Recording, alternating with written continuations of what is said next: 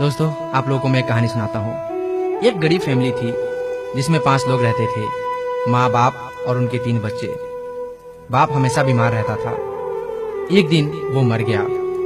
उसके बाद पड़ोसियों ने 3 दिन तक उसके घर में खाना भेजा।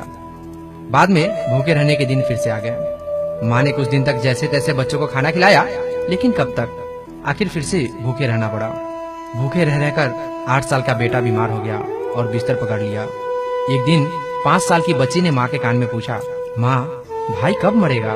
माँ ने झट से पूछा, ऐसा क्यों पूछ रही हो? बच्ची ने बड़ी मासूमियत से जवाब दिया, जिसे सुनकर आपकी आंख में भी आंसू आ जाएंगे।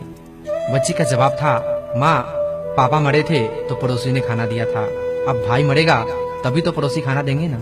दोस्तों, खाने में गरीब का भी हक होता है।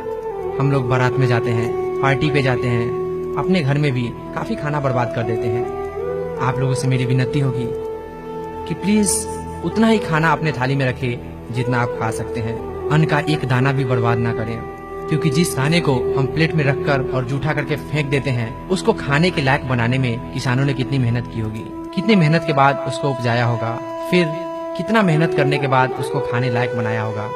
माँ ने कितनी मेहनत करने के बाद उसको पकाया होगा, फिर वो हमारे थाली तक पहुँची है और हम उसको बिना खाए फेंक देते हैं। तो प्लीज अन्न का एक दाना भी बर्बाद ना होने दें। अगर हमें 2 वक्त का रोटी मिलता है तो हमें ये भी सोचना चाहिए कि लाखों लोग ऐसे हैं जिन्हें 2 वक्त की रोटी भी नसीब नहीं होती। तो प्लीज अन्न का एक दाना भी बर्बाद ना करें। अक्सर हम होटलों में जाते हैं और हम बहुत सारे खाने का ऑर्डर कर देते हैं और आधा आधा खाकर आधे को ऐसे ही छोड़ देते हैं। वो खाना बर्बाद जाता है। पैसे हमारे हैं, हम खाने को खरीद सकते हैं, लेकिन उसको बर्बाद करने का हक हमारा नहीं है।